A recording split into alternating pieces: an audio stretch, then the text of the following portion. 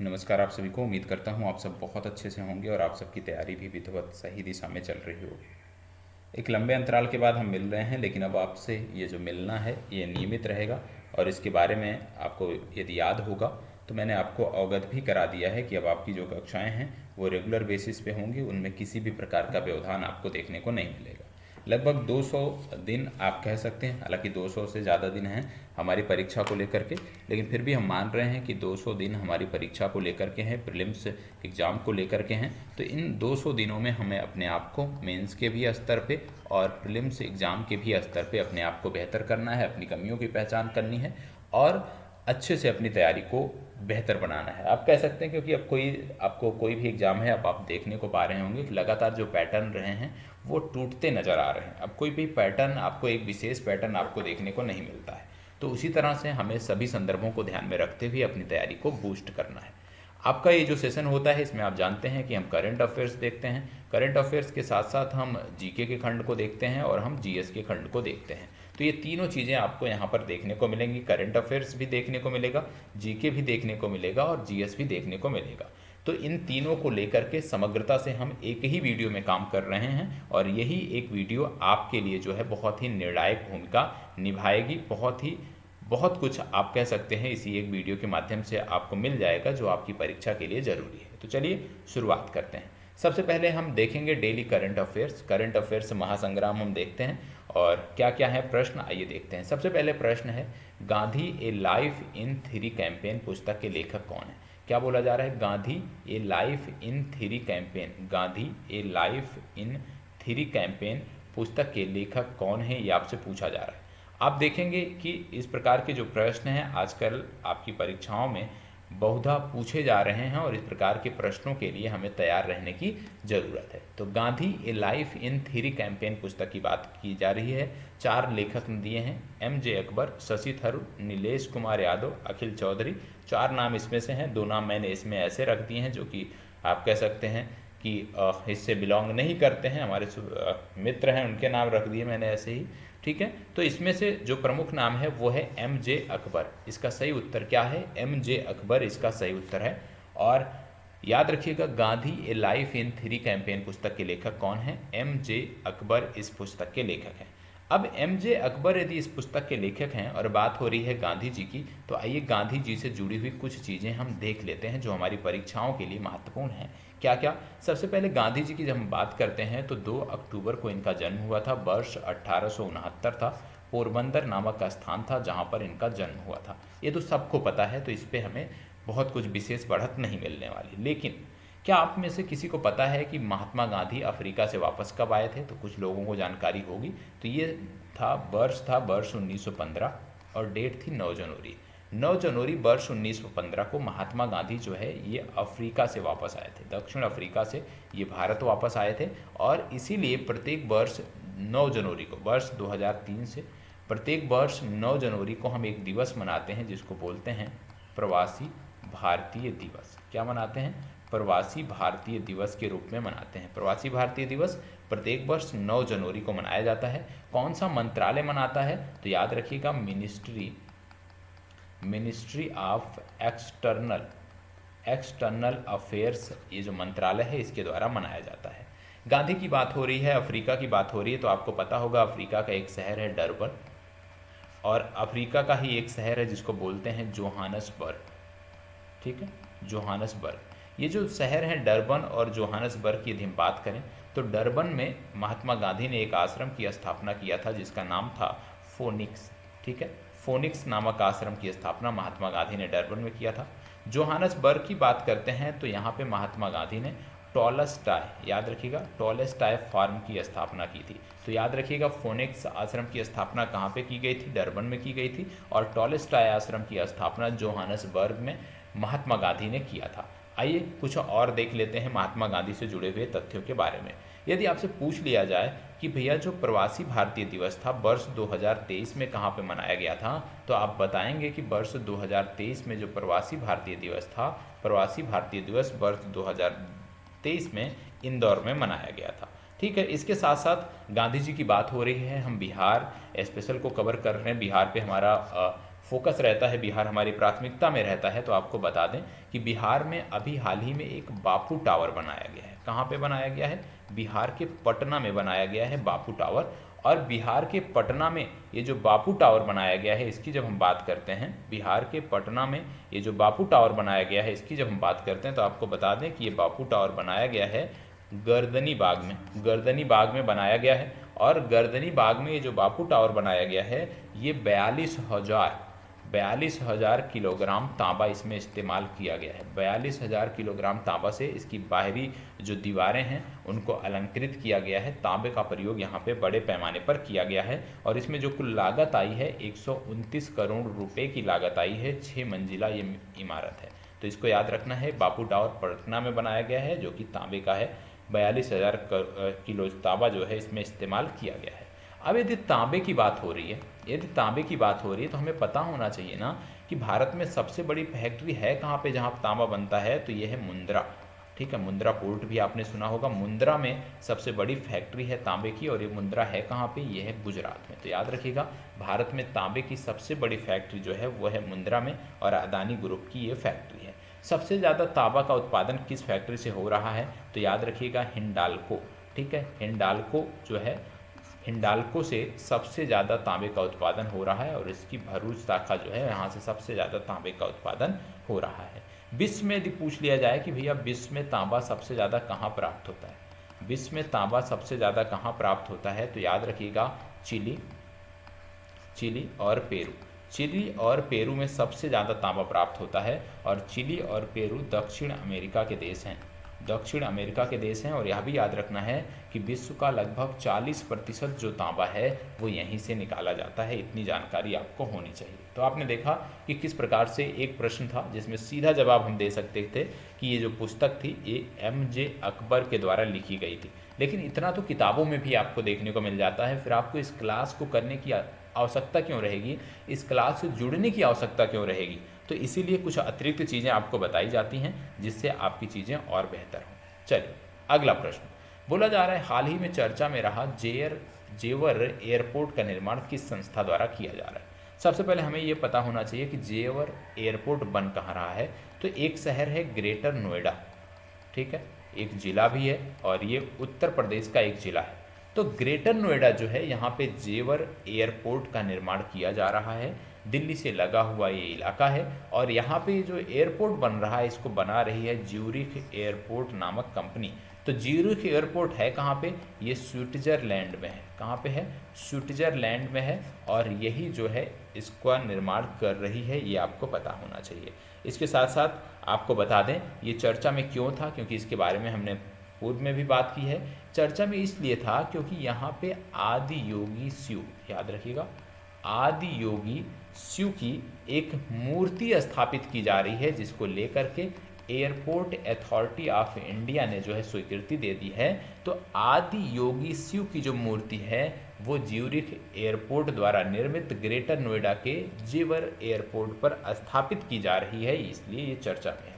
हमने बताया कि ये उत्तर प्रदेश का एक एयरपोर्ट है, निर्माणाधीन है। तो क्या उत्तर प्रदेश का अभी कोई हाल ही में एयरपोर्ट था जो चर्चा में था? जी हाँ, ये एयरपोर्ट आपका था अयोध्या में। ठीक है, अयोध्या जी में यह एयरपोर्ट था। और अयोध्या जी की जब हम बात करते हैं तो ये सरयू नदी के तट पर स्थित है। किस नदी के तट पर स्थित है? सरयू नदी। सरयू नदी के बारे में याद रखिएगा कि इसका उद्गम जो होता है उत्तराखंड में होता है, उत्तराखंड से ये नदी निकलती है। और अयोध्या में जो एयरपोर्ट है इसका अभी हाल ही में आप जानते हैं उद्घाटन किया गया था। इसका नाम था महर्षि Valmiki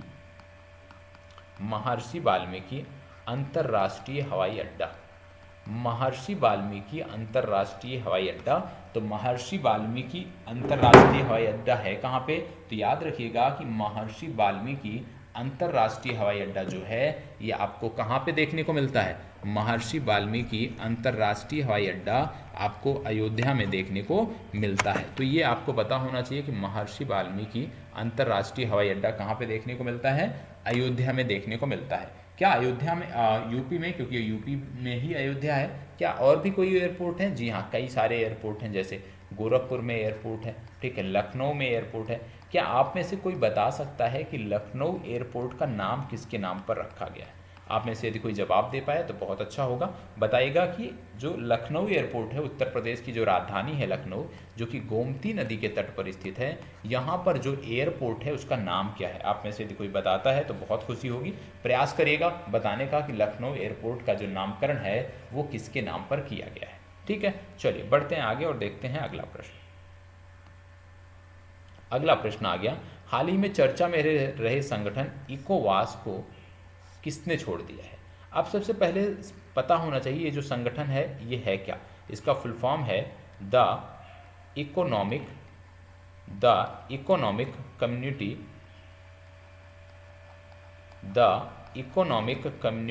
of West African state. ठीक है, क्या है? The economic community of West African state, ये इसका फुल फॉर्म है इकोवास का, ये आपको पता होना चाहिए। और यूकोवास जैसे आपने देखा वेस्ट अफ्रीकन स्टेट, मतलब इसका जो इस संगठन है इसका संबंध कहाँ से है? इसका संबंध है अफ्रीका से, मतलब अफ्रीका का यह एक संगठन है और वह भी वेस्ट अफ्रीका का, पश्चिमी अफ्रीका का एक संगठन है इकोवास। कैसा संगठन है? इकोनॉमिक कम्युनिटी का एक संगठन है। अब बोला जा रहा है कि किस देश ने इसको छोड़ दिया है, तो इसको छोड़ने वाले जो देश हैं उनमें आता है नाइजर, दूसरा देश आता है माली ने भी इसको छोड़ दिया है, और तीसरा देश आता है बुर्किना फासो। ठीक है, तो इन 3 देशों ने इसको छोड़ दिया है। कौन कौन से? नाइजर, माली और बुर्किना फासो, इन 3 देशों ने इस संगठन इकोवास को छोड़ दिया है। इकोवास संगठन की जब हम बात करते हैं तो आपको पता होगा कि इसके बारे में नहीं पता है तो याद रखिएगा, इसमें 15 देश आते हैं और 1975 में इस संगठन की स्थापना की गई थी। तो पहला प्रश्न जो पूछा जा सकता है कि इकोवास का संबंध किस कॉन्टिनेंट से है, तो आप बताएंगे अफ्रीका से है। ठीक है, किन देशों ने इसको छोड़ दिया, इन 3 देशों का नाम आपको पता होना चाहिए। ठीक है, अब क्योंकि हम बात कर रहे हैं अफ्रीका की, तो अफ्रीका से जुड़े हुए कुछ फैक्ट हम देख लेते हैं। जैसे अफ्रीका से जुड़ा हुआ फैक्ट एक आता है नील नदी, अक्सर पूछी जाती है नील नदी के बारे में। और नील नदी के बारे में आपको ये पता होना चाहिए कि नील नदी वाइट नील और ब्लू नील इनके आपस में जुड़ने से बनती, मतलब नील नदी की 2 शाखाएं हैं, एक है वाइट नील, एक है ब्लू नील। इनका जब आपस में संगम होता है खार्तूम नामक स्थान पे, कहाँ पे? खार्तूम नामक स्थान पे। और खार्तूम नामक स्थान कहाँ पे पड़ता है? ये पड़ता है सूडान में। तो सूडान में ये जो खार्तूम नामक स्थान है यहाँ पे इनका संगम होता है। और नील नदी की जब हम बात करते हैं तो इसका प्रमुख शाखा जो है, इसका उद्गम जो है वो विक्टोरिया झील पे होता है। ठीक है, अब जैसे हमने बात किया विक्टोरिया झील अफ्रीका की एक प्रमुख झील है और इससे जुड़े हुए जो देश हैं वो अक्सर प्रश्न में पूछे जाते हैं। अभी आरओ का एग्जाम हुआ था, वहाँ भी पूछा गया था। युगांडा, केनिया और तंजानिया। युगांडा, केनिया और तंजानिया ये 3 देश हैं जो विक्टोरिया झील से सीमा साझा करते हैं। इन तीनों देशों का नाम आपको हमेशा याद रखने की ज़रूरत है। अफ्रीका के संदर्भ में अक्सर पूछा जाता है इनके मरुस्थल, और अभी जो एग्ज़ाम हुआ था मैं प्रश्न भी उनके दिखाऊंगा आपको कल, तो उसमें इनके बारे में भी पूछा गया था। जैसे यहाँ पे आपको अफ्रीका कॉन्टिनेंट में आपको सहारा मरुस्थल देखने को मिलता है, आपको कालाहारी डेजर्ट भी अफ्रीका में देखने को मिलता है, इसके बाद नामिब मरुस्थल भी आपको देखने को मिलता है, और नूबियन मरुस्थल, याद रखिएगा नूबियन मरुस्थल भी आपको अफ्रीका में देखने को मिलता है। तो अफ्रीका की 4 ये मरुस्थल हैं जो आपको हमेशा याद रखने की ज़रूरत है। इसके साथ साथ अफ्रीका के नेशनल पार्क भी परीक्षाओं में पूछे जाते हैं। जैसे पहला आता है मसाई मारा नेशनल पार्क। मसाई मारा नेशनल पार्क, यदि आप डिस्कवरी या एनिमल प्लानेट नामक चैनल देखते होंगे तो उसमें जो दृश्य दिखाए जाते हैं जंगलों के, जंगली जानवरों के, वो इन्हीं से संबंधित होते हैं। मसाई मारा नेशनल पार्क, और मसाई मारा नेशनल पार्क कीनिया और तंजानिया में विस्तारित है, 2 देशों में, कीनिया और तंजानिया, इन 2 देशों में विस्तारित है। मसाई मारा के बाद दूसरा जो नाम आपको याद रखने की ज़रूरत है वो है सेरेंगीटी नेशनल पार्क। सेरेंगीटी नेशनल पार्क, यदि हम इसकी बात करें तो ये तंजानिया में है, ये भी प्रमुख नेशनल पार्क है अफ्रीका का। और तीसरा जो है वो है क्रूगर नेशनल पार्क, जिसको क्रूगर बोलते हैं, KRUGER, क्रूगर नेशनल पार्क, और ये पड़ता है दक्षिण अफ्रीका में। तो जो ज़्यादातर दृश्य आप देखते होंगे वो सेरेंगेटी और मसाई मारा के ही आपको देखने को मिलते हैं। यदि आपके पास नेट कनेक्टिविटी है तो आप एनिमल प्लानट या एनिमल प्लानट ही आप चैनल लगा के देखिएगा, तो आपको जो दृश्य देखने को मिलेंगे वो मसाई मारा या सेरेंगेटी नेशनल पार्क के ही देखने को मिलते हैं। तो यह भी आपको याद रखने की ज़रूरत है। इसके साथ साथ अभी नामीबिया एक देश है, दक्षिण अफ्रीका का पड़ोसी है नामीबिया। नामीबिया जहाँ पे नामीब मरुस्थल देखने को मिलता है, यहाँ पे नए राष्ट्रपति बने हैं, इनका नाम भी याद रखना है, नांगोलो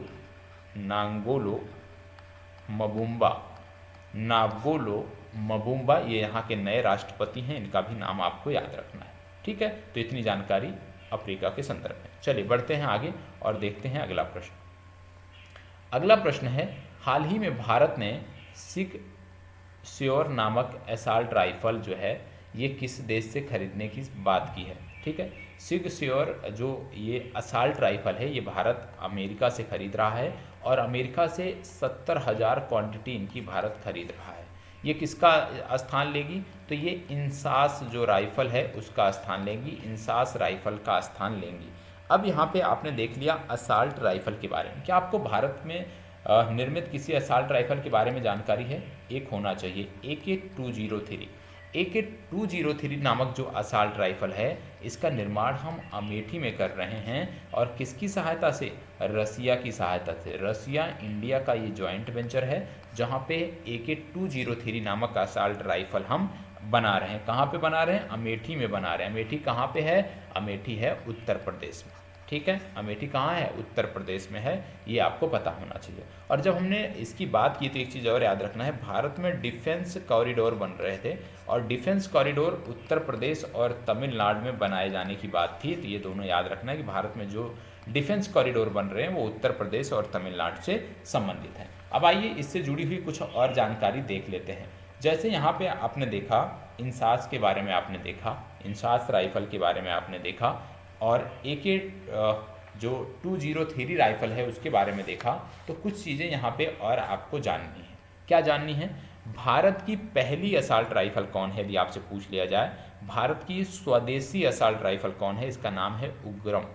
क्या नाम है? उग्रम नाम है। उग्रम क्या है? उग्रम भारत की पहली स्वदेशी असाल्ट राइफल है, इसको आपको याद रखने की ज़रूरत है। IIT मद्रास और ARDE दिव्या आर्मर द्वारा इसको बनाया गया है। तो याद रखिएगा उग्रम जो राइफल है, सिर्फ इतना याद रखो कि IIT मद्रास की सहायता से ये बनाई गई है, भारत की पहली स्वदेशी असाल्ट राइफल है। इसके साथ साथ आपको याद रखना है एक संस्थान है हमारा MIL और एक संस्थान है हमारा IIT मद्रास। इन्होंने तोप का एक गोला बनाया है और इसका नाम है 155 mm स्मार्ट एम्यूशन। ठीक है, स्मार्ट एम्यूशन। ठीक है, 115 mm स्मार्ट एम्यूशन, ये आपको याद रखने की ज़रूरत है। किसने बनाया? MIL और IIT मद्रास ने मिलकर इसको बनाया है। चलिए बढ़ते हैं आगे।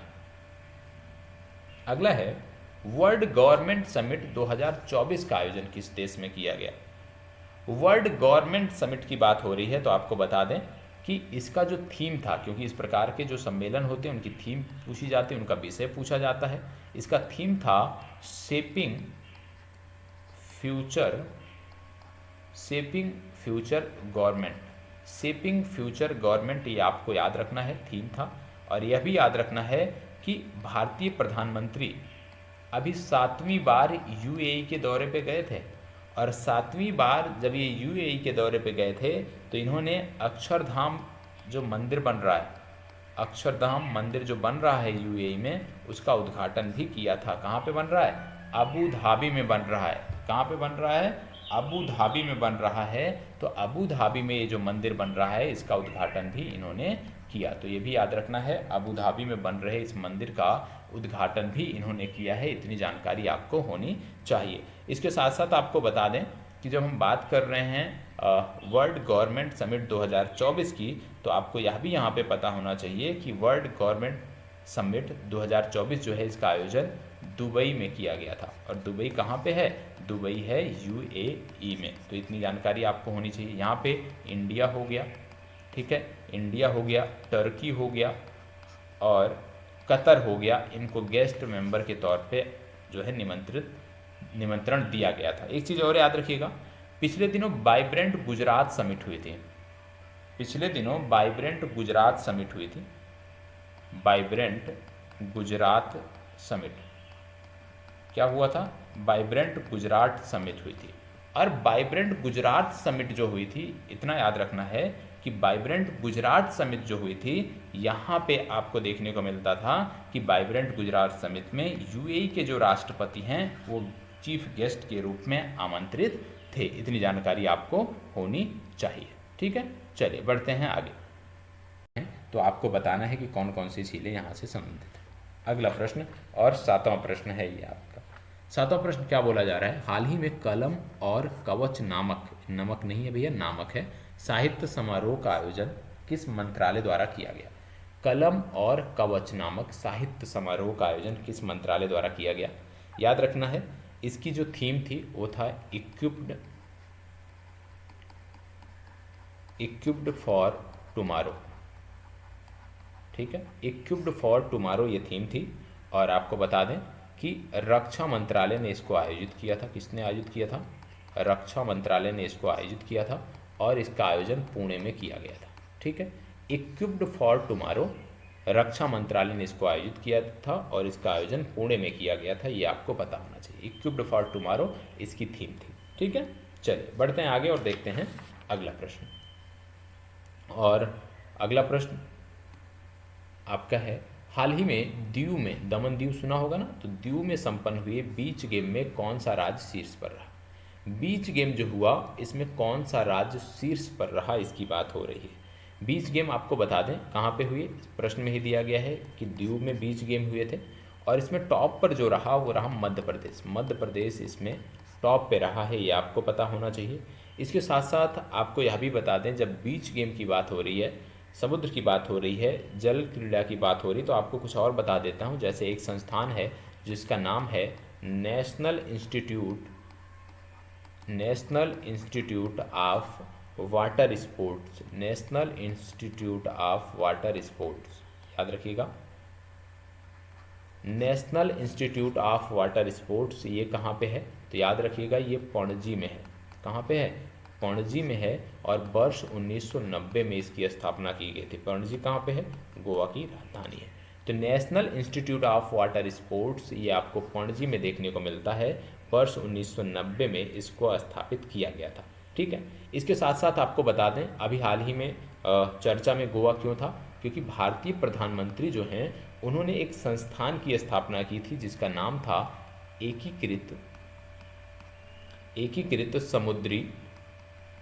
एकीकृत समुद्री सर्वाइकल प्रशिक्षण केंद्र। एकीकृत समुद्री सर्वाइकल प्रशिक्षण केंद्र। ठीक है, एकीकृत समुद्री सर्वाइकल प्रशिक्षण केंद्र, इसकी आधारशिला भारतीय प्रधानमंत्री ने रखी है। और कहाँ पे रखी है? तो गोवा में रखी है। इसको भी आपको याद रखना है। इसके साथ साथ एक चीज़ और याद रखना है, एक संगठन है बिम्स्टेक। बिम्स्टेक एक संगठन है। और बिम्स्टेक जो एक संगठन है, इन्होंने अभी हाल ही में एक्वेटिक चैंपियनशिप कराई थी। एक्वेटिक चैंपियनशिप कराई थी। ठीक है, और ये जो इक्वेटिक चैंपियनशिप कराई थी बिम्स्टेक ने, इसमें 7 देशों ने हिस्सा लिया था और इसका आयोजन दिल्ली में किया गया था। तो ये भी याद रखना है, बिम्स्टेक द्वारा आयोजित इक्वेटिक चैंपियनशिप में 7 देशों ने हिस्सा लिया और इसका आयोजन दिल्ली में किया गया। इतनी जानकारी आपको होनी चाहिए। ठीक है, चलिए बढ़ते हैं आगे। शुबिका पेंटिंग स्टाइल, याद रखिएगा, शुबिका पेंटिंग स्टाइल जो हाल ही में चर्चा में थी, उसका संबंध किस जनजातीय समूह से है? शुबिका एक पेंटिंग है। शुबिका, ये जो पेंटिंग है इसकी बात हो रही है। शुबिका पेंटिंग स्टाइल जो अभी हाल ही में चर्चा में थी, उसका संबंध किस जनजातीय समूह से है? तो आपको बता दें, जब हम शुबिका पेंटिंग की बात कर रहे हैं तो शुबिका पेंटिंग जो है ये संबंधित है, पहली बात, मणिपुर से। और मणिपुर में अभी हाल ही में हिंसा हुई थी और 2 जनजातीय समूह चर्चा में थे। पहला था मैतेई और दूसरा था कुकी। मैतेई और कुकी, तो जो मैती समूह था उसके द्वारा जो पेंटिंग की जाती है उसको बोलते हैं शुबिका पेंटिंग। तो शुबिका पेंटिंग का संबंध है मैती से, ये आपको याद रखने की ज़रूरत है। मणिपुर की बात कर रहे हैं तो मणिपुर में एक प्रसिद्ध झील है जिसको बोलते हैं लोकटक झील। ठीक है, क्या बोलते हैं? लोकटक झील, ये याद रखना है। और ये जो लोकटक झील है इस पे विश्व का एकमात्र तैरता राष्ट्रीय उद्यान है जिसका नाम है किबुल लामझाओ, किबुल लामझाओ नेशनल पार्क। ठीक है, और जो किबुल लामझाओ नेशनल पार्क है यहाँ पे आपको संगई हिरण देखने को मिलता है। क्या देखने को मिलता है? संगई हिरण आपको देखने को मिलता है। लोकटक झील, किबुल लामझाओ नेशनल पार्क, और यहाँ पे आपको संगई हिरण देखने को मिलता है। इसके साथ साथ एक चीज़ और याद रखिएगा, उड़ीसा का एक पेंटिंग है जिसको बोलते हैं लैंगिया, लैंगिया पेंटिंग। तो यदि आपसे पूछ लिया जाए कि लैंगिया पेंटिंग का संबंध कहाँ से है तो इसका बताओगे उड़ीसा से है, और उड़ीसा की जो जनजाति है जो उससे जुड़ी है उसका नाम है सौरा ट्राइब।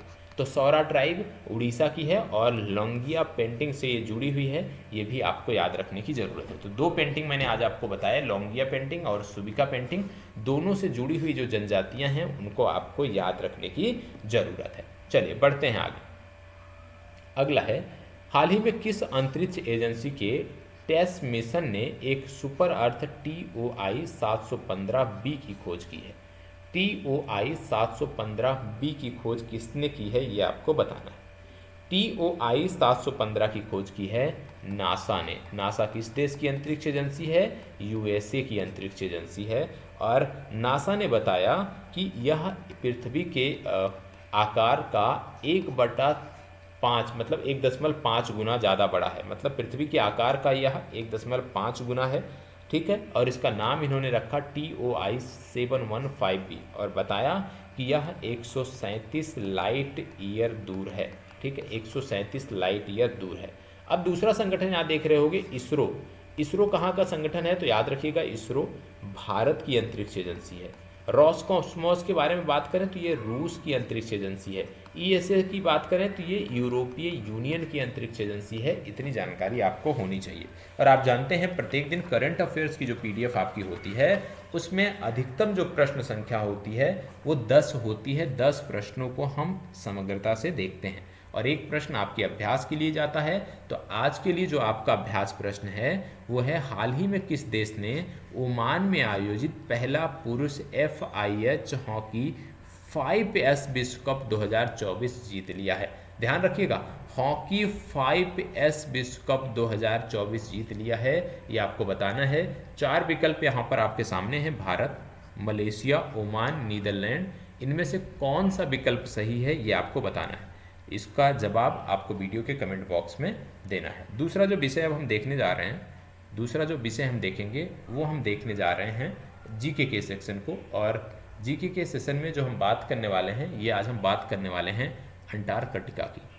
ठीक है, अंटार्कटिका की हम बात करेंगे और अंटार्कटिका महादेश के बारे में हम चीज़ों को समग्रता से समझने का प्रयास करते हैं। ये जो है यहाँ पे जो चित्र दिखाया गया है यह एक स्टेशन है, रिसर्च स्टेशन है। बहुत सारे देशों ने अपने रिसर्च स्टेशन अंटार्कटिका में खोल रखे हैं। तो आपको बताना है, ये चित्र इसलिए रखा है कि भारत के भी कई सारे अंतरिक्ष स्टेशन यहाँ पे स्थापित हैं। तो उनमें से कुछ के नाम जिनको आपको पता है, यदि एक का भी नाम आप बता पाओगे इस वीडियो के कमेंट बॉक्स में तो बहुत प्रसन्नता होगी। तो ज़रूर बताना है कि अंटार्कटिका में भारत के कौन कौन से शोध संस्थान हैं। ठीक है, चलिए अब ये मैप देख रहे होंगे अंटार्कटिका का। अंटार्कटिका के बारे में सबसे पहली बात जो आपको पता होना चाहिए कि अंटार्कटिका पृथ्वी का सबसे दक्षिणी महाद्वीप है। क्या है? पृथ्वी का सबसे दक्षिणी महाद्वीप है। पृथ्वी का सबसे दक्षिणी महाद्वीप है ये अंटार्कटिका, ये आपको पता होना चाहिए। दूसरा क्या याद रखना है कि इसमें भौगोलिक दक्षिणी ध्रुव शामिल है। आप जानते हैं इसमें भौगोलिक दक्षिणी ध्रुव शामिल है और दक्षिणी गोलार्ध के अंटार्कटिका क्षेत्र में स्थित है। लगभग पूरी तरह से यदि हम बात करें, यदि पूरी तरह से बात करें तो अंटार्कटिक सर्कल के दक्षिण में और दक्षिणी महासागर से ये घिरा हुआ है। दक्षिणी महासागर से ये घिरा हुआ है, ये आपको पता होना चाहिए। यह पांचवा सबसे बड़ा, याद रखिएगा, पांचवा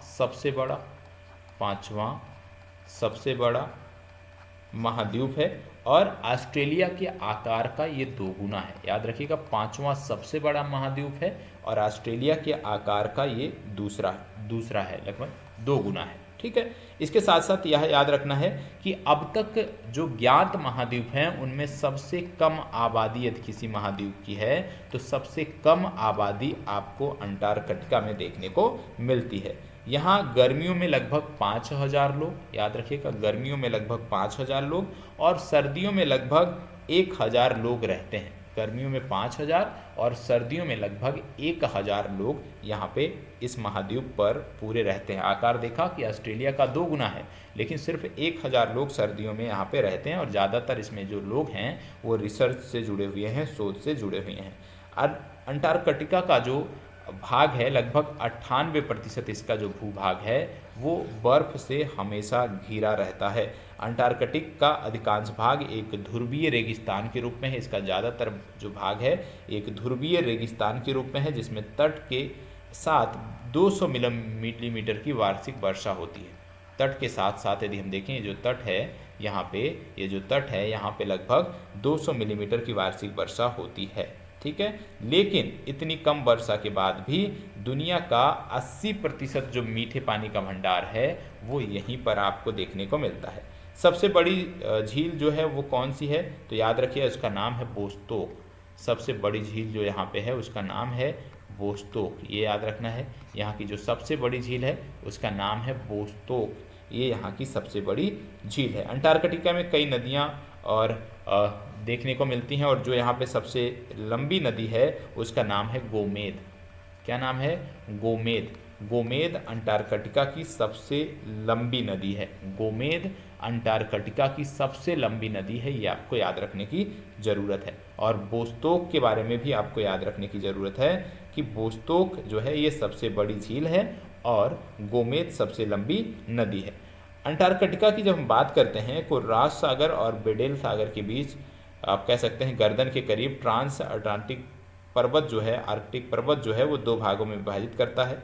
ठीक है, रॉस द्वीप यदि आप देखते होंगे, जो रॉस द्वीप है, रॉस द्वीप की बात करते हैं, देखो रॉस आइस सेल्फ लिखा है ना, तो यहाँ पे जो बहुत सारे छोटे छोटे द्वीप भी हैं और आप जानते हैं द्वीप किसको कहते हैं? द्वीप मतलब वह क्षेत्र जो चारों तरफ से जल से घिरा है। तो जो रॉस द्वीप है यहाँ पे माउंट एरेबस देखने को मिलता है। क्या देखने को मिलता है? Mount Erebus. रॉस द्वीप पर माउंट एरेबस देखने को मिलता है। और ये जो माउंट एरेबस है यदि हम बात करें तो याद रखिएगा माउंट एरेबस दुनिया का सबसे दक्षिणी सक्रिय ज्वालामुखी है। माउंट एरेबस दुनिया का सबसे सक्रिय दक्षिणी ज्वालामुखी है, ये आपको याद रखना है। भारत ने अंटार्कटिक में 3 अनुसंधान केंद्र स्थापित किए हैं, जिसमें पहला जो था वो 1984 में हमने बनाया था और 1984 में जो स्थापित किया था उसका नाम था दक्षिण गंगोत्री। क्या नाम था?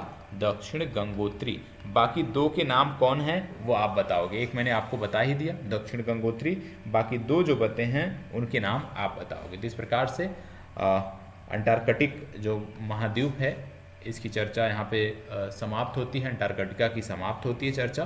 कल हम ऑस्ट्रेलिया के बारे में देखेंगे जीके सेशन में।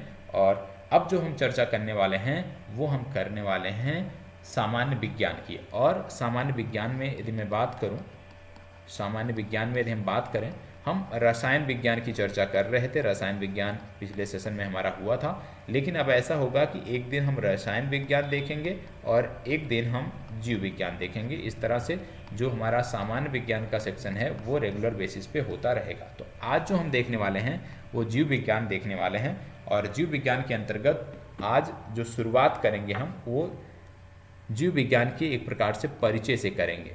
ठीक है, अब जीव विज्ञान में किस तरह से चीज़ों को लेकर के चलना है। सबसे पहले जब हम बात करते हैं जीव विज्ञान की, जीव विज्ञान क्या शब्द प्रयोग किया जाता है? जीव विज्ञान, और इसी को क्या हम बोलते हैं? बायोलॉजी। ठीक है, क्या बोलते हैं? बायोलॉजी। अब इसमें आपको बता दें बायोलॉजी को जब तोड़ा जाता है तो 2 शब्द निकलते हैं, बायो प्लस लोगस। ठीक है, बायो का मतलब क्या होता है? जीव, और लोगस का मतलब क्या होता है? अध्ययन। ठीक है, अध्ययन। तो इसका मतलब क्या हुआ? स्टडी ऑफ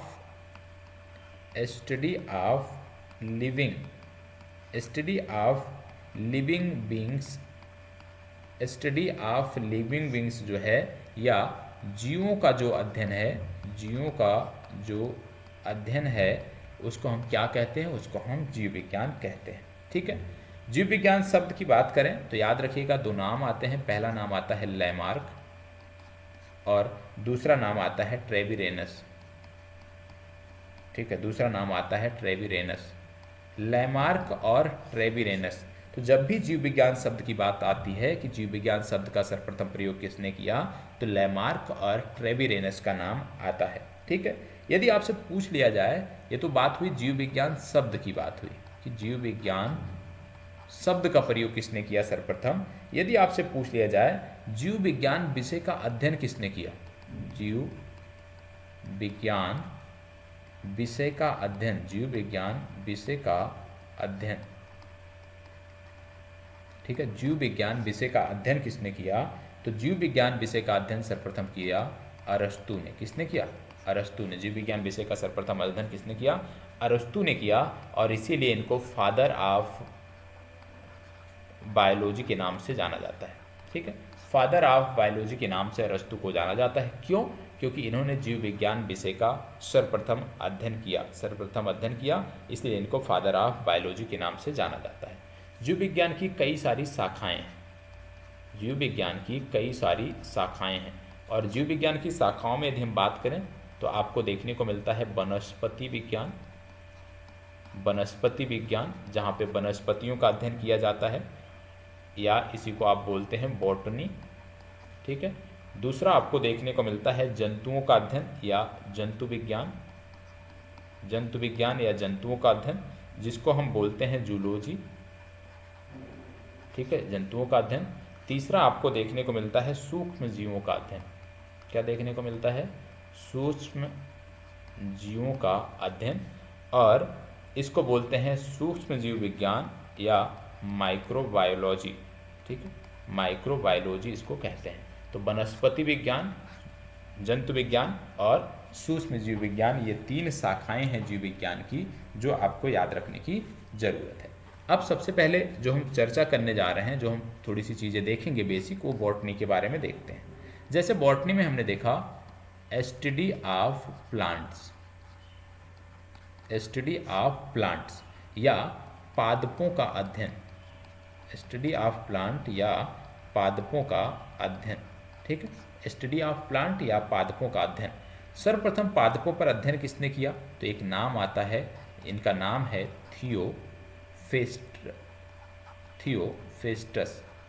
थियोफेस्टस ने सर्वप्रथम पादपों पर अध्ययन किया, और इसीलिए इनको फादर ऑफ बॉटनी के नाम से जाना जाता है। फादर ऑफ बॉटनी के नाम से इनको जाना जाता है। ठीक है, थियोफेस्टस को फादर ऑफ बॉटनी के नाम से जाना जाता है, और इन्होंने एक पुस्तक लिखी जिसका नाम था हिस्टोरिया प्लांटेरिया नामक इन्होंने पुस्तक लिखा, और इनको फादर ऑफ बॉटनी के नाम से जाना जाता है। इसके साथ साथ एक चीज़ और याद रखिएगा। ठीक है, ये नाम है विलियम रॉक्सबर्ग का। किसका नाम है?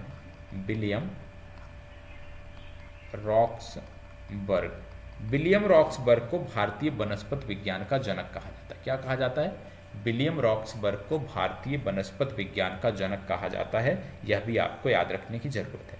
तो यदि पूछ लिया जाए फादर ऑफ बॉटनी तो आप बताओगे थियोफेस्टस, लेकिन यदि पूछ लिया जाए कि फादर ऑफ इंडियन बॉटनी, ठीक है, मतलब भारतीय संदर्भ में यदि पूछ लिया जाए वनस्पति विज्ञान का जनक, तो वहाँ पे विलियम रॉक्सबर्ग का नाम याद रखना है। तो दो अलग अलग प्रश्न हैं, लेकिन दोनों को आप बखूबी जवाब दे सकते हैं यदि आप हमारे छात्र हैं, आज़ाद बीपीएससी एकेडमी के छात्र हैं।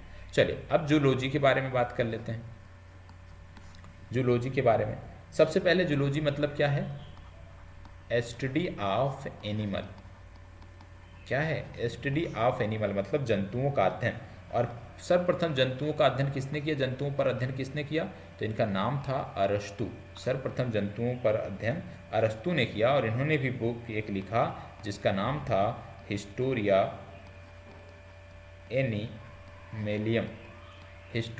एनिमेलियम इनका नाम था। ठीक है, तीसरा आता है माइक्रोबायोलॉजी या सूक्ष्म जीव विज्ञान मतलब सूक्ष्म जीवों का अध्ययन। और सर्वप्रथम सूक्ष्म जीवों पर अध्ययन किसने किया? एंटोनी वान ल्यूवेनहॉक, ठीक है। सर्वप्रथम सूक्ष्म जीवों पर अध्ययन किसने किया? एंटोनी वॉन ल्यूवेनहॉक ने किया, और इसीलिए इनको फादर ऑफ माइक्रोबायोलॉजी कहा जाता है। सूक्ष्म जीव विज्ञान के पिता के रूप में इनको जाना जाता है, ठीक है। अब बात आती है जीवों की। तो जीवों के प्रमुख लक्षण होते क्या क्या हैं? जीवों के प्रमुख लक्षण क्या क्या होते हैं? एक चीज़ और याद रखिएगा, जब हम केमिस्ट्री बताएं तो केमिस्ट्री का नोट्स अलग होना चाहिए। जब आप जीएस सेक्शन के अंदर बायोलॉजी पढ़ें तो बायोलॉजी का नोट्स अवश्य होना चाहिए। इतना याद रखना है, जहाँ पे पिछली कक्षा समाप्त हुई रहेगी उसी के आगे हम अगली कक्षा में बात करेंगे। तो जीवों के प्रमुख लक्षण की बात करते हैं। जीवों की प्रमुख लक्षण की बात करते हैं तो शरीर की एक संरचना होती है जीवों में, मतलब जीवों के शरीर की एक कोशिकीय संरचना देखने को मिलती है। यदि कोई जीव होगा तो एक कोशिकीय संरचना देखने को मिलती है। दूसरा, यदि कोई जीव होगा तो वो प्रजनन भी अवश्य करता होगा, मतलब अपने समान बच्चा पैदा करने की क्षमता भी होती होगी। तीसरा, यदि कोई जीव है तो उसमें वृद्धि एवं विकास भी होता होगा, और यदि कोई जीव है तो उपापचयी क्रियाएं भी करता होगा। उपापचयी क्रियाएं भी उसमें होती होंगी, मतलब कोशिकीय संरचना होगी, प्रजनन होगा, वृद्धि एवं विकास होगा, और उपापचयी क्रियाएं भी आपको देखने को मिलती हैं। तो ये जीवों के प्रमुख लक्षण है।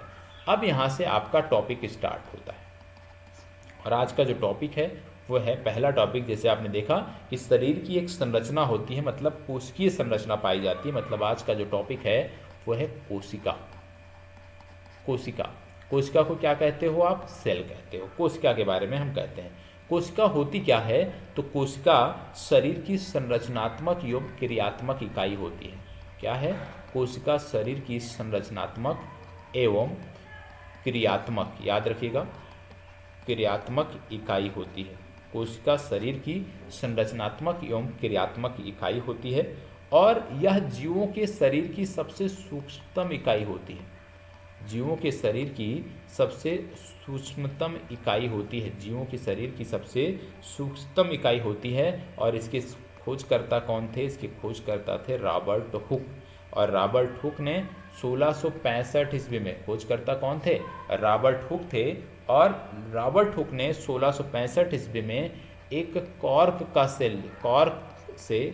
कॉर्क सेल से निर्जीव भाग से, ये निर्जीव भाग होता है, इसके निर्जीव भाग से जो है कोशिका की खोज की थी। मतलब कॉर्क सेल से, जो कि निर्जीव भाग है, इससे कोशिका की खोज की थी 1665 ईस्वी में। लेकिन यदि आपसे पूछ लिया जाए कि भैया जीवित कोशिका की खोज किसने की, तो यहाँ पे नाम आएगा एंटोनी वॉन ल्यूवेनहॉक का, ठीक है, ल्यूवेनहॉक का। अब यहाँ पे एक चीज़ समझने की ज़रूरत है। प्रश्न आपसे क्या पूछा जाएगा कि कोशिका की सर्वप्रथम खोज किसने की, तो आप टिक करोगे रॉबर्ट हुक को। लेकिन यदि आपसे पूछ लिया जाए जीवित कोशिका की सर्वप्रथम खोज किसने की, तो आप बताओगे एंटोनी वॉन ल्यूवेनहॉक ने जीवित कोशिका की खोज की, ठीक है। अब बात आती है कोशिका सिद्धांत की। देखो, पिछली बार हमने बहुत अच्छे से कवर किया था, तो रिवीजन हो रहा होगा, आनंद आ रहा होगा, और जो लोग पहली बार देख रहे हैं उनको समग्रता से समझना है। 100% बायो, 100% केमिस्ट्री और 100% फिजिक्स यहाँ पे मैं आपका कंप्लीट करूँगा प्रीलिम्स के लेवल, ठीक है। अब हम कोशिका सिद्धांत की बात कर रहे हैं, मतलब सेल थ्योरी की बात कर रहे हैं, सेल थ्योरी की हम बात कर रहे हैं। अब जानते हैं सेल थ्योरी का जो प्रतिपादन था सर्वप्रथम ये किया स्वान ने, और स्वान के साथ एक और थे जिनका नाम था स्लाइडेन, ठीक है। तो स्वान और स्लाइडेन ने सर्वप्रथम सेल थ्योरी का प्रतिपादन किया, और इन्होंने बताया कि कोशिका का जो निर्माण होता है वो अपनी पूर्ववर्ती कोशिका से होता है। कोशिका का निर्माण अपनी पूर्ववर्ती कोशिका से होता है। जैसे मान लो यह एक कोई कोशिका है, अब इसमें कोशिका विभाजन होगा, ये दो कोशिकाओं में बट गई, तो ये जो दो कोशिकाओं में बटी, इनका निर्माण कहाँ से हुआ? अपनी पूर्ववर्ती कोशिका से। अब यहाँ पुनः कोशिका विभाजन होगा, पुनः ऐसे कोशिकाओं में ये बटेगी, तो मतलब ये जो कोशिका का निर्माण, नवीन कोशिका जो बन रही है, इसका निर्माण अपनी पूर्ववर्ती कोशिका से हो रहा है। यही कोशिका सिद्धांत है, ये आपको पता होना चाहिए। किसने दिया? स्वान और स्लाइडेन ने दिया, इनका नाम याद रखना है। अब बात आती है कोशिका के प्रकार की। क्या बात आती है? कोशिका के प्रकार की बात आती है। कोशिका के प्रकार की जब बात करते हैं तो दो प्रकार की देखने को मिलती हैं। पहला देखने को मिलता है प्रोकैरियोटिक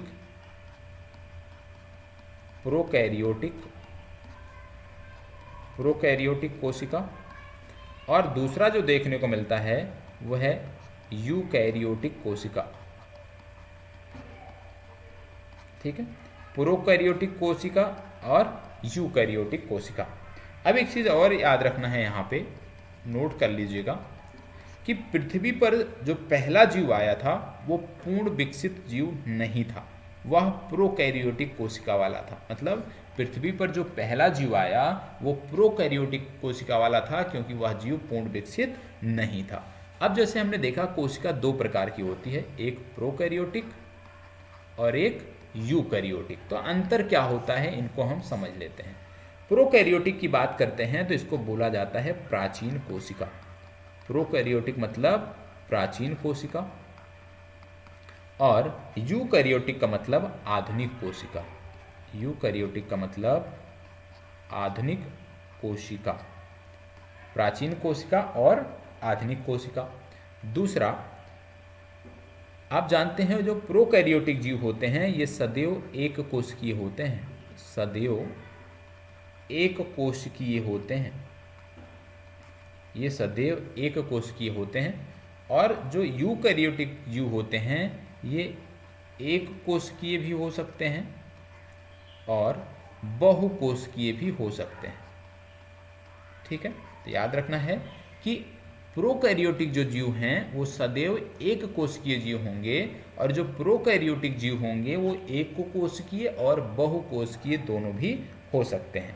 तीसरा, प्रोकैरियोटिक जो कोशिका होती है ये अल्प विकसित होती है, मतलब पूरी तरह से विकसित नहीं होती है।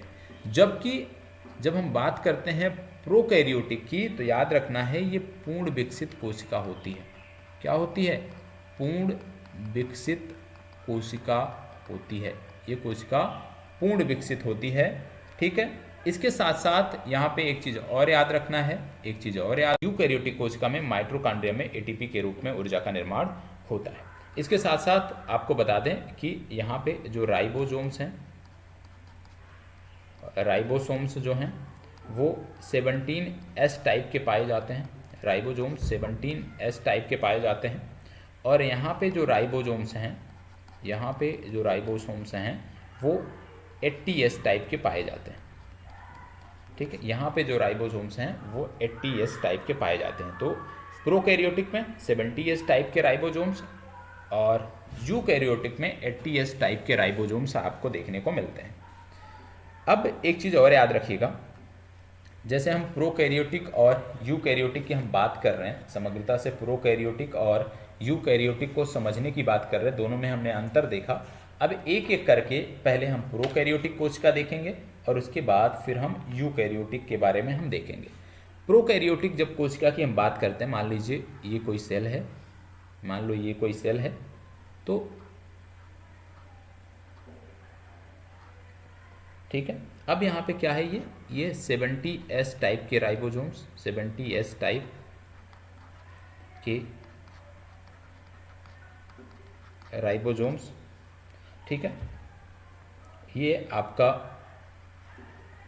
क्या हो गया, डीएनए या इसी को बोलते हैं न्यूक्लियाइड। ठीक है, और यहाँ पे जब हम बात करेंगे, ठीक है, तो इसको हम बोलते हैं मीसोसोम। क्या बोलते हैं? इसको बोलते हैं मीसोसोम। ठीक है, और ये जो अंदर डॉटेड भरे होते हैं इसको बोलते हैं साइटोप्लाज्म। या इसी को बोलते हैं कोशिका द्रव्य। क्या बोलते हैं? साइटोप्लाज्म या कोशिका द्रव्य। ठीक है, अब उदाहरण क्या है इसके? तो याद रखिएगा, साइनोबैक्टीरिया जो है ये इसके उदाहरण है, या साइनोबैक्टीरिया को आप बोलते हो नील हरित शैवाल जो हैं ये इसके उदाहरण है, नील हरित शैवाल। इसके साथ साथ आपको याद रखना है माइक्रोप्लाज्म। माइक्रोप्लाज्म पृथ्वी पर सबसे सूक्ष्मतम जीव हैं, याद रखिएगा। पृथ्वी पर सबसे सूक्ष्मतम जीव हैं जिनको बोलते हैं माइक्रोप्लाज्म, और इनको बोलते हैं पीपीएलओ। पीपीएलओ इनका अन्य नाम है। ये भी जो हैं ये प्रोकैरियोटिक कोशिका के अंतर्गत आते हैं, प्रोकैरियोटिक कोशिका को रखने वाले होते हैं। इसके बाद हम बात कर रहे हैं यूकैरियोटिक के बारे में, ठीक है। यूकैरियोटिक के बारे में, यूकैरियोटिक सेल के बारे में। यूकैरियोटिक सेल मतलब पूर्ण विकसित कोशिका, मतलब पूर्ण विकसित कोशिका। यूकैरियोटिक सेल मतलब पूर्ण विकसित कोशिका।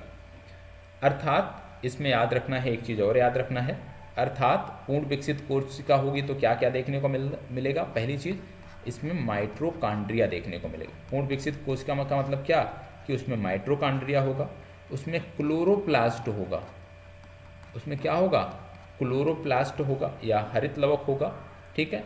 इसके साथ साथ इंडोप्लाज्मिक रेक्टिकुलम देखने को मिलेगा। इंडोप्लाज्मिक रेक्टिकुलम, इंडोप्लाज्मिक रेक्टिकुलम देखने को मिलेगा, ठीक है। और इंडोप्लाज्मिक रेक्टिकुलम को क्या बोलते हैं, अंतःप्रद्रवी जालिका बोलते हैं। इसके अंतर्गत आपको गोल्जी बॉडीज देखने को मिलेगी, गोल्जी बॉडीज देखने को मिलेगी, या इसी को बोलते हैं गोल्जी काय, ठीक है। गोल्जी काय या गोल्जी बॉडीज आपको देखने को मिलेगी। इसके बाद आपको लाइसोसोम देखने को मिलेगा, लाइसोसोम या लाइसोसोम आपको देखने को मिलेगा, ठीक है। इसके साथ साथ आपको राइबोसोम्स देखने को मिलेगा, राइबोसोम्स देखने को मिलेगा, राइबोसोम्स देखने को मिलेगा। इसके साथ साथ आपको सेंट्रोसोम देखने को मिलेगा,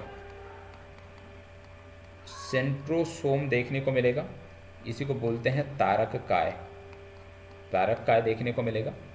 और यहीं पर आपको देखने को मिलेगा केंद्रक और केंद्रक आवरण, मतलब न्यूक्लियस देखने को मिलेगा, न्यूक्लियस एंड न्यूक्लियस मेम्ब्रेन्स देखने को मिलेगा, ठीक है। न्यूक्लियस एंड न्यूक्लियस मेम्ब्रेन्स मतलब केंद्रक और केंद्रक आवरण, केंद्रक व केंद्रक आवरण आपको देखने को मिलेगा।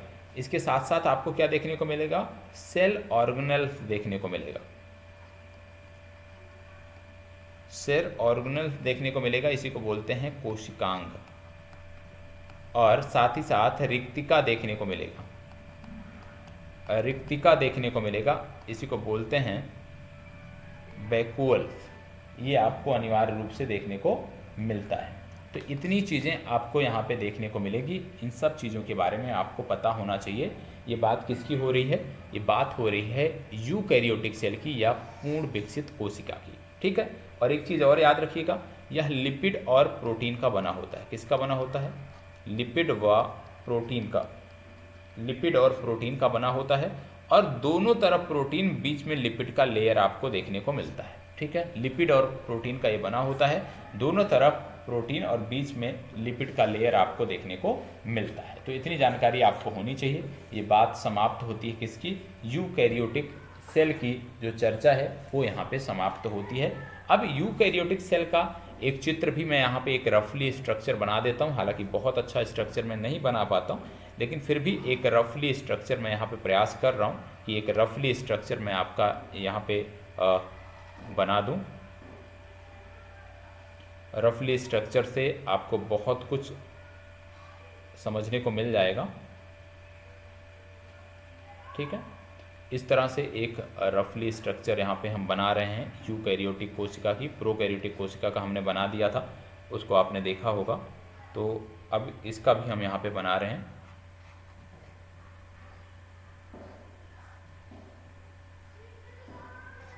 ठीक है। एक रफली स्ट्रक्चर हो गया। अब इसमें सबसे पहले जो देखने को मिलता है वो देखने को मिलता है हरित लवक। क्या देखने को मिलता है, हरित लवक, क्लोरोप्लास्ट। ये आपको देखने को मिलता है हरित लवक, हरित लवक। ठीक है, ये आपको क्या देखने को मिलता है? ये देखने को मिलता है राइबोसोम्स। क्या देखने को मिलता है? राइबोसोम। ठीक है, और राइबोसोम्स किस प्रकार के यहाँ पे होते हैं? यहाँ पे 80S टाइप के राइबोसोम्स आपको देखने को मिलते हैं। फिर ये डॉटेड लाइन यहाँ पे होती है और इसको बोलते हैं हम क्या? कोशिका द्रव्य या साइटोप्लाज्म। साइटोप्लाज्म या कोशिका द्रव्य, कोशिका द्रव्य या साइटोप्लाज्म आपको देखने को मिलता है। इसके साथ साथ यहाँ पे आपको गोल्जी बॉडीज देखने को मिलती है। क्या देखने को मिलता है? Golgi bodies. ठीक है, या गोल्जी कॉय। ठीक है, गोल्जी कॉय देखने को मिलता है। यहाँ पे आपको देखने को मिलता है एक इस प्रकार का स्ट्रक्चर देखने को मिलता है और इसमें क्या होता है? इसको बोलते हैं केंद्रक द्रव्य। क्या बोलते हैं? केंद्रक द्रव्य। और इसी में एक केंद्रिका भी होती है, इसको बोलते हैं केंद्रिका। एक गूगल से आप डाउनलोड कर लेंगे तो ये चित्र आपको अच्छे से देखने को मिल जाएगा। गूगल से यदि आप डाउनलोड करते हैं तो आपको अच्छे से चित्र देखने को मिल जाएगा। अब यहाँ पे आप देख रहे हैं, इसको बोलते हैं राइबोसोम्स। यहाँ जो डॉटेड देखने को मिल रहा है ये है राइबोसोम्स। राइबोसोम्स देखने को मिलते हैं। ठीक है, इसके साथ साथ ये देखने को मिलती है रिक्तिका। ये एक रिक्तिका हो गई। ठीक है, और ये क्या है? केंद्रक द्रव्य है और ये केंद्रिका है। इतनी चीज़ें आपको पता होना चाहिए। ठीक है, और ये क्या है? ये जो आपको देखने को मिल रही है जो इस तरह से स्ट्रक्चर है, ये क्या है? तो ये है स्मूथ एंडोप्लाज्मिक रेक्टिकुलम। क्या है? Smooth endoplasmic, smooth endoplasmic reticulum. ठीक है, स्मूथ मतलब चिकनी अंतःप्रद्रवी जालिका। ठीक है, और ये वाली जो देखने को मिल रही है जिस पे राइबोसोम्स है, इसको बोलते हैं खुरदुरी अंतःप्रद्रवी जालिका। खुरदुरी अंतःप्रद्रवी जालिका। खुरदुरी क्यों है? क्योंकि इस पर राइबोसोम्स चिपके होते हैं, इसीलिए इसको बोलते हैं खुरदुरी अंतःप्रद्रवी जालिका। और एक होता है स्मूथ एंडोप्लाज्मिक रेटिकुलम, या आप कह सकते हैं चिकनी अंतःप्रद्रवी जालिका। इतनी जानकारी आपको होनी चाहिए। और ये जो देखने को मिल रहा है मतलब सेल वॉल आपको देखने को मिल रहा है। ये आपको यहाँ पे एक कोशिका झिल्ली भी देखने को मिलती है। कोशिका झिल्ली, तो इस प्रकार से एक आप कह सकते हैं कि रफली स्ट्रक्चर जो आपको देखने को मिलता है वो यही होता है। अब एक एक करके यहाँ पे जो चीज़ें हैं चित्र में उनको हम समझ लेते हैं। सबसे पहले आपको देखने को मिलता है सेल वॉल। सेल वॉल क्या होता है? सेल वॉल की जब बात करते हैं तो जंतु कोशिका में कोशिका भित्ति नहीं पाया जाता, याद रखिएगा। सेल वॉल जंतु कोशिका में नहीं पाया जाता। सेल वॉल जंतु कोशिका में नहीं पाया जाता। क्या है? जंतु कोशिका में नहीं पाया जाता। जंतु कोशिका में नहीं पाया जाता। दूसरा, पादप कोशिका में सेल वॉल सेलुलोज का बना होता है। पादप कोशिका में सेल वॉल सेलुलोज का बना होता है। पादप कोशिका में सेल वॉल सेलुलोज का बना होता है। इसके साथ साथ कवक कोशिका में यदि हम बात करें, कवक कोशिका में यदि हम बात करें तो कवक कोशिका में सेल वॉल काइटिन का बना होता है। कवक कोशिका में सेल वॉल काइटिन का बना होता है। और जो जीवाणु कोशिका होती है, जीवाणु कोशिका में जो सेल वॉल होता है वो पेप्टिडोग्लाइकोन का बना होता है। ठीक है, पेप्टिडोग्लाइकोन का बना होता है। किसका बना होता है जीवाणु कोशिका में? पेप्टिडोग्लाइकोन। तो आपने क्या चीज़ें देखा? आपने देखा सेल वॉल के संदर्भ में कि जंतु कोशिका में सेल वॉल नहीं पाया जाता है। पादप कोशिका में जो सेल वॉल होता है वो सेलुलोज का बना होता है। कवक कोशिका में जो सेल वॉल होता है वो काइटिन का बना होता है। और जीवाणु कोशिका में जो सेल वॉल होता है वो पेप्टिडोग्लाइकोन का बना होता है। किसका बना होता है? पेप्टिडोग्लाइकोन। ठीक है, पेप्टिडोग्लाइकोन का बना होता है। इतनी जानकारी आपको होनी चाहिए। इसके बाद आगे बढ़ते हैं तो आता है सेल मेम्ब्रेन्स। क्या है? Cell membranes. सेल मेम्ब्रेन्स या इसी को बोलते हैं कोशिका झिल्ली। क्या बोलते हैं इसको? कोशिका झिल्ली या सेल मेम्ब्रेन्स। कोशिका झिल्ली के बारे में देख लेते हैं और इसके बाद हम देखेंगे जो जो भी चीज़ें बचेंगी वो हम कल की चर्चा में करेंगे, ठीक है। अब कोशिका झिल्ली की जब बात करते हैं तो कोशिका झिल्ली अर्धपारगम्य झिल्ली होती, क्या होती है? अर्धपारगम्य झिल्ली होती है, ठीक है, अर्धपारगम्य झिल्ली होती है। जंतु और पादप दोनों में ये पाई जाती है, जंतु व पादप दोनों में ये पाई जाती है, ठीक है। और ये लिपिड प्लस प्रोटीन का बना होता है, लिपिड प्लस प्रोटीन का बना होता है। और इसका जो मॉडल दिया गया उसको बोलते हैं fluid mosaic model, fluid mosaic model, ठीक है, फ्लूइड मोज़ेक मॉडल। तो याद रखिएगा, सेल मेम्ब्रेन्स की जब बात करते हैं कोशिका झिल्ली एक अर्धपारगम्य झिल्ली होती है, जंतु और पादप दोनों में ये पाया जाता है, लिपिड प्लस प्रोटीन का बना होता है। और यह मॉडल जो दिया इसको दिया फ्लूइड मोज़ेक मॉडल। इस मॉडल को क्या बोला गया? फ्लूइड मोज़ेक मॉडल इसका नाम दिया गया। यह भी आपको पता होना चाहिए। तो हमने दो चीज़ें देखी आज के इस चित्र से, यूकैरियोटिक कोशिका से सेल देखा, सेल मेम्ब्रेन्स देखा, ठीक है। कल हम देखेंगे प्लास्टिड के बारे में, कल हम जो चर्चा करेंगे वहाँ पे हम प्लास्टिड की चर्चा करेंगे, प्लास्टिड लवक की चर्चा करेंगे। चलिए लवक आज ही देख लेते हैं, बाकी का जो चीज़ें होंगी उसको कल देखेंगे। चलो, अब तीसरा जो देखने को मिलता है यूकैरियोटिक कोशिका में, क्या देखने को मिलता है? लवक देखने को मिलता है, प्लास्टिड देखने को मिलता है, या इसी को आप लवक कहते हैं, ठीक है, प्लास्टिड या लवक। यह केवल प्लांट सेल में पाया जाता है, पहली चीज, यह केवल प्लांट सेल में पाया जाता है। और इसके प्रकार की यदि हम बात करते हैं तो ये इसमें 3 प्रकार प्रमुख रूप से देखने को मिलते हैं। पहला है क्लोरोप्लास्ट, क्लोरोप्लास्ट, दूसरा है क्रोमोप्लास्ट, क्रोमोप्लास्ट, और तीसरा आपको जो देखने को मिलता है वो ल्यूकोप्लास्ट, ल्यूकोप्लास्ट, ठीक है। क्लोरोप्लास्ट की बात करें इसको बोलते हैं हरित लवक, क्रोमोप्लास्ट को क्या बोलते हैं? इसको बोलते हैं वर्णी लवक, और ल्यूकोप्लास्ट को क्या बोलते हैं? अवर्णी लवक। क्या बोलते हैं? अवर्णी लवक। अब हरित लवक की जब हम बात करते हैं, मतलब प्लांट में हरे रंग के लिए जिम्मेदार होता है, प्लांट में हरे रंग के लिए जिम्मेदार, प्लांट में हरे रंग के लिए ये जिम्मेदार होता है, हरित लवक होता है। प्रकाश संश्लेषण की जो क्रिया है उसमें क्लोरोफिल का जो संदर्भ है वो इसी से है, ठीक है। इसके साथ साथ आपको पता होगा कि जो हरित लवक होता है ये लाल नीले प्रकाश का अवशोषण करता है, याद रखिएगा, लाल नीले प्रकाश का अवशोषण करता है। कई बार परीक्षा में पूछा गया है कि हरित लवक किस प्रकाश का अवशोषण करता है, तो लाल नीले प्रकाश का ये अवशोषण करता है। दूसरा होता है वर्णी लवक। वर्णी लवक को आप समझ लीजिए कि हरे रंग को छोड़कर बाकी जो अन्य रंग होते हैं उन सभी के लिए ये जिम्मेदार होता है। इसके बाद आता है अवर्णी लवक, ये विशेष रूप से रंगहीन होता है, ठीक है, रंगहीन होता है, ज़्यादातर जड़ों में पाया जाता है, ज़्यादातर जड़ों में पाया जाता है, ठीक है। मुख्य कार्य क्या है? भोजन का संचय, मुख्य कार्य क्या है? भोजन का संचय। और इसके 3 प्रकार हैं, 3 प्रकार हैं। पहला कौन सा है? Amyloplast, amyloplast. दूसरा देखने को मिलता है इलियोप्लास्ट,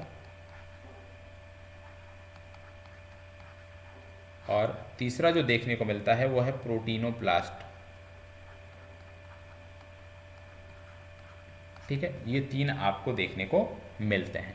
अब अगली जो चर्चा है जो यूकैरियोटिक सेल में देखने को मिलता है वो है माइटोकॉन्ड्रिया। आपने पढ़ा था कि माइटोकॉन्ड्रिया भी होता है यूकैरियोटिक सेल में। और दूसरी तरफ आपने क्या देखा था? यदि आपको याद हो, मैंने आपको बताया कि जो यूकैरियोटिक सेल होता है, जो यूकैरियोटिक सेल होता है वहाँ पे आपको देखने को मिलता है, वहाँ पे आपको देखने को मिलता है माइटोकॉन्ड्रिया, जहाँ पे ऊर्जा एटीपी के रूप में ऊर्जा का निर्माण होता है।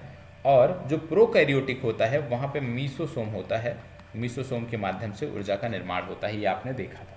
तो इसको आपको याद रखने की आ सकता है। तो अगली चर्चा जो हमारी होगी वहाँ पे हम माइटोकॉन्ड्रिया से अपनी शुरुआत करेंगे और चीज़ों को आगे बढ़ाएंगे। तो आज के लिए इतना ही। उम्मीद करता हूँ कि बहुत कुछ आज के इस सेशन से आपको मिला होगा। यदि सेशन अच्छा लगा हो तो प्लीज़ एक लाइक अवश्य कर दीजिएगा। और हाँ, जाते जाते आप आज़ाद एकेडमी लर्निंग ऐप